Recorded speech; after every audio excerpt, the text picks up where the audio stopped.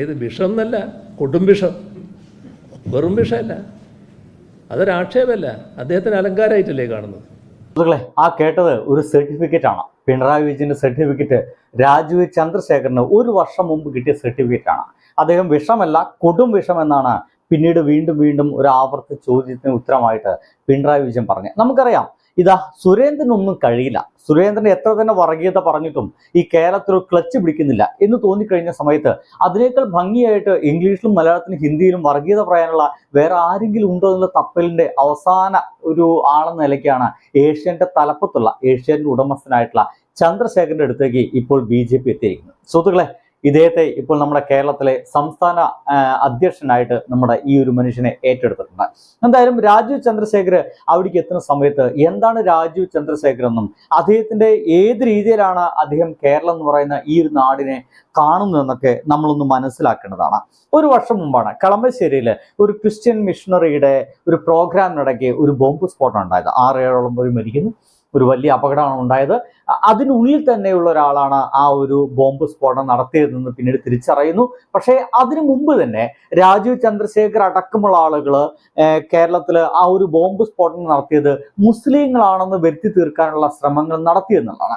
നമ്മുടെ മഹാഭാഗ്യം, ഒരു തരത്തിൽ പറഞ്ഞാൽ മുസ്ലിം വിഭാഗക്കാരുടെ മഹാഭാഗ്യം എന്ന് ഞാൻ പറയേണ്ടി വരും. കാരണം അതൊരു മുസ്ലിം വിഭാഗക്കാരനല്ലായിരുന്നു, ഒരു ക്രിസ്ത്യൻ തന്നെയായിരുന്നു ആ ഒരു അപകടം ഉണ്ടാക്കി വെച്ചതെന്നർത്ഥം. പക്ഷേ ആ ഒരു ബോംബ് സ്ഫോടനം ഉണ്ടായ സമയത്ത് അത് ആരാണ് ചെയ്തത്, അതെങ്ങനെയാണ് സംഭവിച്ചത്, എന്താണ് അതിന്റെ പുറകിലുള്ള രഹസ്യങ്ങൾ എന്നൊക്കെ മാധ്യമങ്ങളോ മറ്റു ആളുകളോ ഒക്കെ അറിയപ്പെടുന്നതിന് മുമ്പ് തന്നെ രാജീവ് ചന്ദ്രശേഖർ എന്ന് പറയുന്ന മനുഷ്യൻ പറഞ്ഞത് അത് ജിഹാദികൾ, അവിടുത്തെ മുസ്ലിങ്ങൾ ചെയ്തതാവാനാണ് സാധ്യത എന്നാണ്. എത്ര പെട്ടെന്നാണ് ഒരു ബോംബ് എന്ന് കേൾക്കുമ്പോൾ തൊട്ടപ്പുറത്ത് ഒരു മുസ്ലിമിനെ കെട്ടിവെക്കാൻ ഈ BJPക്കാർക്ക് സാധിക്കുന്നത്. അങ്ങനെ സാധിക്കുന്ന ഒരു വ്യക്തി തന്നെ ആയിരിക്കണം BJPയുടെ സംസ്ഥാന ഘടകത്തിന്റെ ഒരു അധ്യക്ഷനായിട്ട് ഇവിടെ മാറേണ്ടതെന്ന് BJPക്കാർ തന്നെ ഉറച്ചു വിശ്വസിച്ചിട്ടുണ്ടെങ്കിൽ അതിന് നമുക്കൊന്നും പറയാൻ പറ്റില്ല. എന്തായാലും അന്ന് രാജീവ് ചന്ദ്രശേഖർ എന്ത് പറഞ്ഞു ഒന്ന് കേട്ടു നോക്കൂ. ത്തിൽ മതസൗഹാർദ്ദ അന്തരീക്ഷം തകർത്ത് കേരളത്തിൽ ലഹള ഉണ്ടാക്കണം എന്നുള്ള ഉദ്ദേശ്യത്തോടെ സാമൂഹ്യ മാധ്യമങ്ങളിൽ പ്രചാരണം നടത്തിയെന്നാരോപിച്ച് കേന്ദ്രമന്ത്രി രാജീവ് ചന്ദ്രശേഖറിനെതിരെ എറണാകുളം സെൻട്രൽ പോലീസ് കേസെടുത്തു. വിഷമല്ല, കൊടും വിഷമെന്ന് മുഖ്യമന്ത്രി പ്രസ്താവന നടത്തിയതിന് പിന്നാലെയാണ് കേന്ദ്രമന്ത്രിക്കെതിരെ case. Palestine terrorist group Hamas എന്നും മറ്റുമുള്ള പ്രകോപനപരമായ അഭിപ്രായ പ്രകടനങ്ങൾ നടത്തി ഒരു മതവിഭാഗത്തിനെതിരെ മതസ്പർദ്ധ ഉണ്ടാക്കിയെന്നും FIR-ൽ പറയുന്നു. പ്രീണന നയത്തിന്റെ ഭാഗമാണ് കേന്ദ്രമന്ത്രിക്കെതിരായ കേസ്. BJP സംസ്ഥാന അധ്യക്ഷനായി എന്തായാലും ഇതാണ് അദ്ദേഹം അന്ന് പറഞ്ഞിരുന്നത്. അത് അദ്ദേഹം അന്ന് പറഞ്ഞ രീതികളല്ല, ഈ ഹമാസുകളെ മറ്റു കൂട്ടിവെച്ചിട്ടാണ് കേരളത്തിൽ അത്തരം ആളുകളാണ് ഒരു ബോംബ് സ്ഫോടനത്തിന് പുറകിൽ എന്നുള്ള വർത്തമാനം പറഞ്ഞു. അതിനുശേഷം പിന്നീട് ഒരു പത്രസമ്മേളനത്തേക്ക് നമ്മുടെ പിണറായി വിജയൻ ചോദിച്ചു കഴിഞ്ഞപ്പോൾ പിണറായി വിജയൻ അദ്ദേഹത്തിന് കൊടുത്ത സർട്ടിഫിക്കറ്റ് ഇതാ ഇങ്ങനെയായിരുന്നു. ഏത് വിഷം എന്നല്ല, കൊടും വിഷം, വെറും വിഷമല്ല, അതൊരാക്ഷേപമല്ല, അദ്ദേഹത്തിന് അലങ്കാരമായിട്ടല്ലേ കാണുന്നത്. അതാണ് അദ്ദേഹത്തിന്റെ പ്രത്യേകത എന്നല്ലേ അദ്ദേഹം കാണുന്നത്. അത് തന്നെയാണ് ഞാൻ പറഞ്ഞത്. പക്ഷെ വിഷന്നേ അന്ന് ഞാൻ പറഞ്ഞുള്ളൂ, ഇപ്പൊ കൊടും വിഷം എന്ന് പറയാം, അത്രയേ ഉള്ളൂ. ഇന്നലെ ഇതായിരുന്നു നമ്മുടെ മുഖ്യമന്ത്രി പിണറായി വിജയന്റെ അന്നത്തെ പ്രസ്താവന. രാജീവ് ചന്ദ്രശേഖർ വെറും വിഷമല്ല, കൊടും വിഷമാണ്. എന്റെ സുഹൃത്തുക്കളെ, ആ ഒരു കൊടും വിഷത്തെയാണ് BJPയുടെ സംസ്ഥാന അധ്യക്ഷനായിട്ട് തെരഞ്ഞെടുത്തിരിക്കുന്നതാണ് നമ്മൾ മനസ്സിലാക്കേണ്ടത്.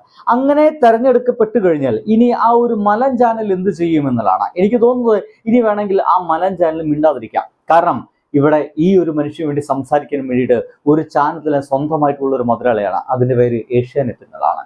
ഇനി ഏഷ്യാനെറ്റ് ആയിരിക്കും നമ്മുടെ മലൻ ചാനലിനേക്കാൾ ഏറ്റവും കൂടുതൽ ഒരു തരത്തിൽ പറഞ്ഞു കഴിഞ്ഞാൽ രാജീവ് ചന്ദ്രശേഖറിന് വേണ്ടിയിട്ടോ അല്ലെങ്കിൽ BJPക്ക് വേണ്ടിയിട്ടൊക്കെ സംസാരിക്കുക.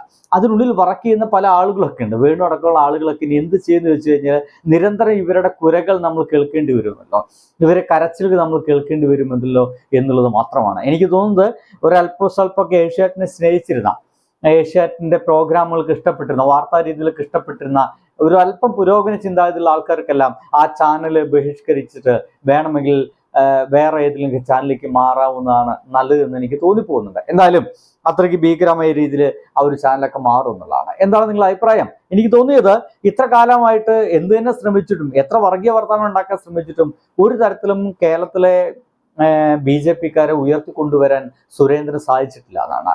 തുടരെ ഈ അടുത്ത കാലത്ത് പോലും വൻ പരാജയം എന്നല്ലാതെ വേറൊന്നും ഉണ്ടായില്ല. ഇയാളെ പെട്ടിപിടിക്കാൻ പോകുന്ന ആൾക്കാർ മുഴുവൻ സീറ്റ് കൊടുക്കുന്നു എന്നുള്ള ചില പരിവേദനകൾ കൂടി അതിന്റെ ഇടയിൽ ഉണ്ടായി. എന്തൊക്കെയായാലും സുരേന്ദ്രൻ ഒന്നുമില്ലാതായിട്ട് തീരുകയാണ് നമ്മുടെ ഈ കേരള രാഷ്ട്രീയത്തിൽ. എന്തായാലും അദ്ദേഹത്തിന് പകരമായിട്ട് ഇനി രാജീവ് ചന്ദ്രശേഖർ ആയിരിക്കും ഈ ഒരു കളം നിറഞ്ഞാടുക എന്ന് തോന്നുന്നു. പണം അത്യാവശ്യം കയ്യിലുണ്ട്, നിറഞ്ഞാടാനുള്ള എന്താ പറയുക എല്ലാ കോപ്പും കയ്യിലുള്ളതുകൊണ്ട് ഇനി എന്തൊക്കെയാണ് കേരള രാഷ്ട്രീയത്തിൽ BJPയുടെ വക നടക്കാൻ പോകുന്നതൊക്കെ നമ്മൾ കണ്ടറിയേണ്ടി വരും. കാരണം ഇതിനുവേണ്ടി കോപ്പ് കൂട്ടിയ ഒരുപാട് ആൾക്കാരുണ്ട്.